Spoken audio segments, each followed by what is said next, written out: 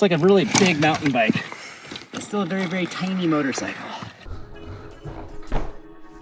Hello everyone. Let's talk mini moto for a minute here. The e-bike that doesn't get boring. My latest mini moto build.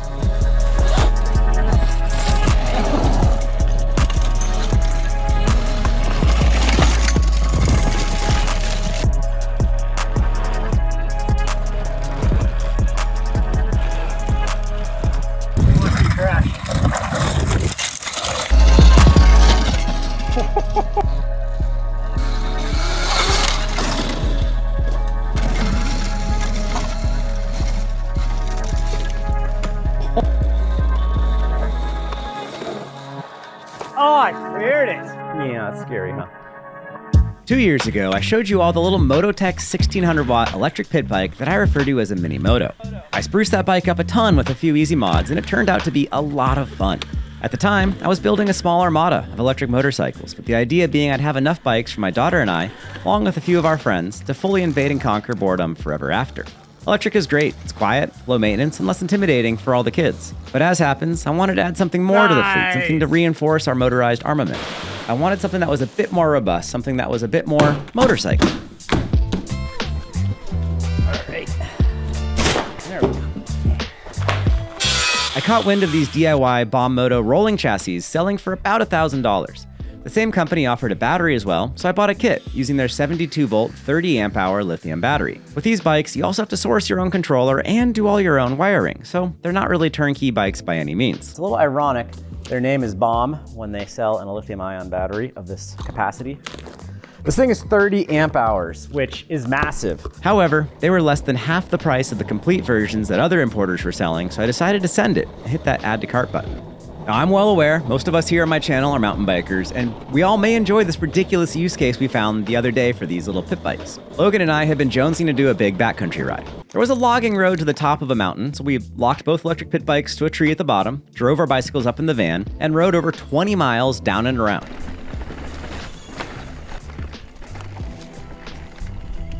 Then, on the valley floor, we swapped the bicycles for the pit bikes and zoomed our way 3,000 feet back up to the van.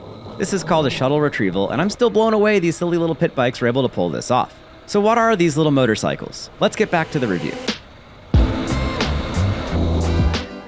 It's finally summertime here in the Northwest, and it's hard to tell through the screen, but on days like today, the temperature isn't necessarily all that high, but the humidity is up through the roof. So I've sweated through both of my shirts here. I got second pair of gloves going. It's a sweaty mess. It might not seem so hot out, but it is, and you'll end up getting pretty tired pretty early, kind of grumpy, lightheaded. You can end up with muscle cramps. And one thing I've done to prevent all that is bring a simple electrolyte supplement with me. I've been lucky enough to partner with these folks called Element, spelled LMNT. They make a really simple supplement, just sodium, potassium, magnesium, a little bit of natural flavor and stevia. Makes it really yummy. And I found with one of these in my water bottle, I can go for a lot further if I supplement that with a full-on backpack. For a limited time now, anything you purchase from the link in the description below, which is drinkelement.com/Jeff, Jeff, anything you purchase from that link will earn you a free sample pack. Today we're drinking the watermelon salt flavor. It's one of my favorites. I've been enjoying this stuff for a few years now. Big thanks to all of you for trying out Element. Let me know if you like it in the comments. And thanks to Element for their support.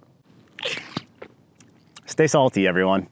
Very salty. When that first B1 arrived, I was over the moon stoked. The thing was beefy. But as stoked as I was, pretty quickly, high fives turned to middle fingers. Between the terrible tolerances, clunking, and poor attention to detail, it became apparent just why these were so cheap. The Mototech is smaller, but fit and finish and general quality has actually been better. Eventually, I got the B1 up and running. After dealing with various snafus, including a broken footpeg, a terrible driveline, underperforming brakes, cheap tires, and horrible geometry, I had my frustrations. But ironically enough, that bike would eventually become one that now I absolutely love, at least for its intended purpose. Bomb Moto saw all my posts on their Facebook group, and we started a conversation. I offered to do a video in exchange for an updated, newer model, to which they agreed. That is why I'm posting this video now. Bomb Moto sent over the V2B1 along with an updated battery. With my daughter's help, we eventually got it unboxed, and eventually, I got it all put together. After reading love letters posted to the Facebook group, I ordered a FarDriver 72300 controller for the first B1. For the second, I tried a FarDriver 72450. In real life, following the recommended B1 tune, the FarDriver 72300 unit overheats after a few minutes of hard adult use. It's just fine for kids though. Barely. The controller is already kind of hot. It's a 72-300 far driver. Overheats in like 5 minutes of getting on it. I thought it was the motors. The motor then had an error, hall sensor error. So I had to buy a new motor, put it in, and it still overheats. It's their little tiny controller. Gotta go 72-450 minimum. Something's going on. Motor hall error. The 72-450 runs quite well for my needs, at least for about 20 to 30 minutes of riding. It's overheated, huh? Like real dirt biking now? Yeah. Now, my trails don't look it, but they are surprisingly steep. I think it's an overheat warning. This is nice and tidy, I gotta say, because the other unit I got is a disaster. It's a spaghetti bowl underneath the seat. And there we go. Oh my gosh, this thing is heavy. Wow. This is a solid chunk. I have been running a Far Driver 72-300 amp controller. I've used it on both of these now, and I've noticed that the bikes get low on power when you're really hammering on them hard, and I think that's because the controller's getting too hot.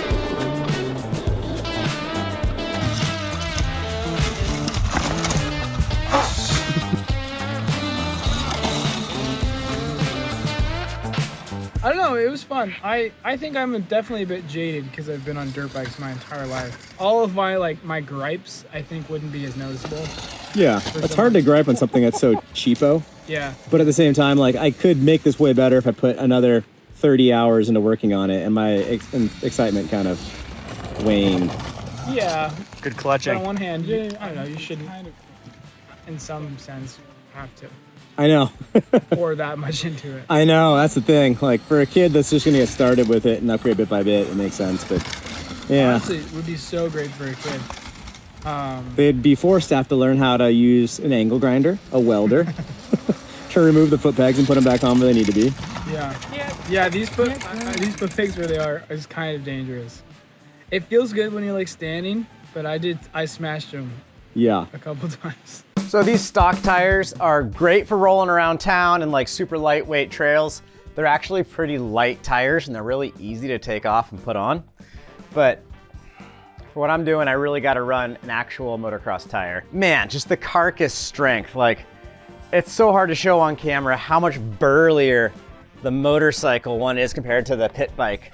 I can make a huge squish on the Chinese OEM tire, and I can barely squish any on the motocross tire. And the knobs are much more aggressive. Downside is, motocross tire tears up your lawn a lot more than the stock tire. This is going to sink in and suck the tire down to the rim so that my horsepower doesn't break the valve stem free. But I just got these kittens and they are so much fun. So I gotta drill this out for the rim lock.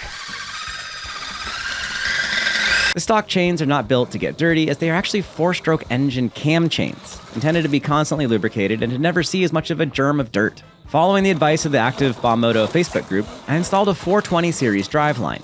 This was a huge upgrade. It is much smoother, quieter, and I can trust it so much more than the stock chain. The rear sprocket from a KTM Gas Husqvarna EE5 bike fits the Moto rear wheel perfectly. The sprocket goes on here pretty good. Since it is centric around that hub, it's spinning quite cylindrically and chain tension is pretty consistent. So I'm very happy with how the chain drive is working out, and I can fit with the 49 tooth just barely behind the stock chain guide. I was worried about that with some goofy Amazon sprocket someone told me to buy. But we're on. That was an issue previous, and I think this tire is a tad narrower than the Michelin Starcross 5 Mini. Should measure the two. I'll link for the proper front sprocket from Amazon in the description below. This driveline swap is an absolute must-do for one of these pit bikes. I found that in back, a 49-tooth sprocket creates a great off-road ratio, and the rear axle needs to be near the absolute back of the dropout slot to still allow for use of the stock chain guide, and you definitely need to use a chain guide. On the newer bike, I have a 47-tooth rear sprocket, but I definitely wish it were also a 49. My biggest initial complaint with both of these bikes is that the geometry is horrendous. The rear shock is far too long, stink bugging the bike badly. This places way too much weight on the front end, and the steering is horrible. It's extremely twitchy. I ordered a cheap 260mm long shock from Amazon and tossed it on. Holy moly, this was a huge upgrade. With the rear shock back to a more normal length, the rest of the geometry checked out, and the B1 starts to handle much more like an Austrian or Japanese 65cc dirt bike, which is to say, way better. Cornering is a world improved with the more relaxed head angle, and riding while standing is now actually fun. For the second B1, I ordered a higher-end DNM shock in the same size, complete with adjustable compression damping. Fortunately, the newer bike's forks were not properly assembled at the factory and top out badly. Needless to say, the newer B1 has never handled well at all, regardless of the sweet rear shock. The stock, cheap tires are fine to roll around on, but I got a few flats. And once I tried real motorcycle tires on the Moto Tech, I knew I couldn't go back to the cheapies. Another immediate upgrade for both of these bikes were taller, wider aluminum handlebars. Aluminum bars better resist bending compared to stock small steel bars. I use cheapo Amazon bars, and the crossbars get loose and constantly slide around, but they've generally been working. I'll link to these down in the description. During the winter, I use some snowy evenings to rig up a nice LED headlight. You need a voltage converter to go from the battery's 72 volts down to 12 volts for the light. You'll also need a fuse, a switch, some wiring, connectors, and heat shrink. Parts will probably total out around $100, but it'll work quite well. I should add one to the older B1, but I've been just generally too busy. Pretty quickly, I broke the stock foot pegs on the first B1, so I swapped over some aluminum dirt bike pegs, which did require substantial hacksaw use, but they've held up great ever since. I can't reliably link to these, as there's so many options up on Amazon, and it's been a while since I bought them anyhow. The newer B1 does use better foot pegs, but has a bigger drawback. On the newer model, Moto built a foot peg subframe that lowers the pegs. While this is fine for the majority of buyers, who just cause a nuisance in their local cul-de-sac, for actual off-road use, it places your feet right next to all the rocks. It also hangs below the frame rails and hangs up badly on roots, logs, and rocks. I'll even have these foot pegs drag on the inside of corners, even with the stock suspension this was happening. And in general, the whole lowered foot peg idea is horrible in the first place. At one point, I built my own tall seat, a bit of a DIY solution, but with a pneumatic Harbor Freight stapler, it actually turned out to be a pretty doable project. So here I am. I spent about $3,000 on the first B1 and nearly $1,000 on parts for the second one. And I promised Moto a review video, so here we go. Would I do this all again? Maybe. It's a cheaper initial expense than buying an Austrian machine, which are currently on sale for about $4,000 at my local dealer. However, when you buy a motorcycle from a dealer, they don't charge MSRP. They tack on additional fees for shipping, for their time to install the front wheel, for their time to mail in the registration. So expect between a few hundred to $1,000 more in hidden fees when dealing with the dealer. But the fit, the finish, the quality, the safety, the experience, it'll all be a far cry from these Chinese bikes. But then again, things continue to get even more complicated. The KTM bikes are legal for AMA competition, whereas these China bikes are not. The KTM bikes are an antiquated yet homologated 48-volt system, whereas Moto is 72-volt. KTM has 900 watt-hours of battery life. The Moto has over 2,000.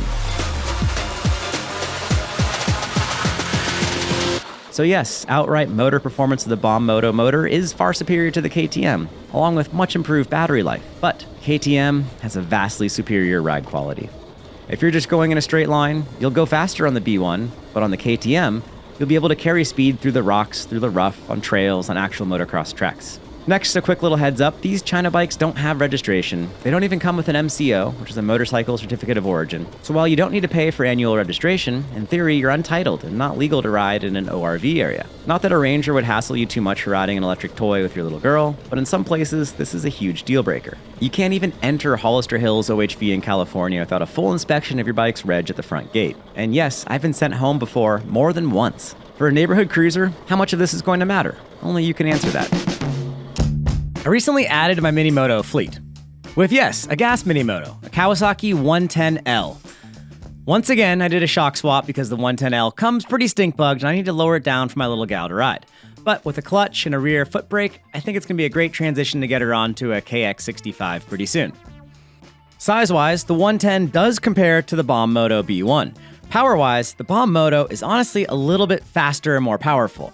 However, the 110 has its gearbox and its clutch, so things are quite different feeling than the electric.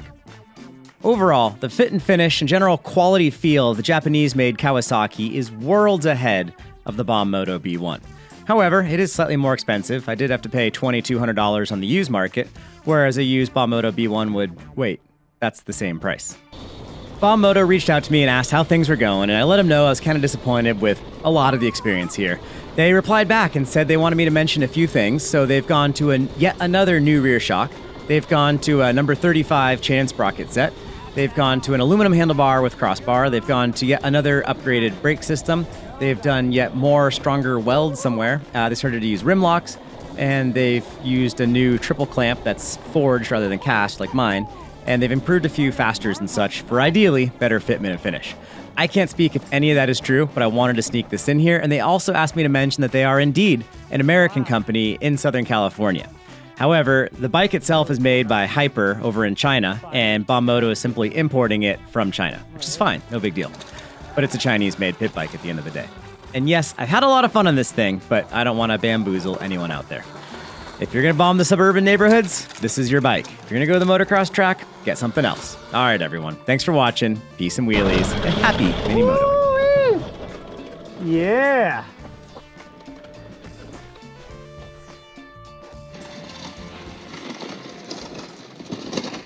You're still moving. Well, it's misleading. Until right there, I've been pushing the entire climb. Yeah, I ran out of juice. What's your voltage? 68. Yeah, mine hit 68, and then it was losing power on top of that steep rocky hill. It cut out all power and almost went over the handlebars. Back wheel almost locked up. And then it kind of limped a little bit. And I think this is as far as we can really go. Look at this view. Very nice. Pretty cool that a $900 pit bike can get us up here.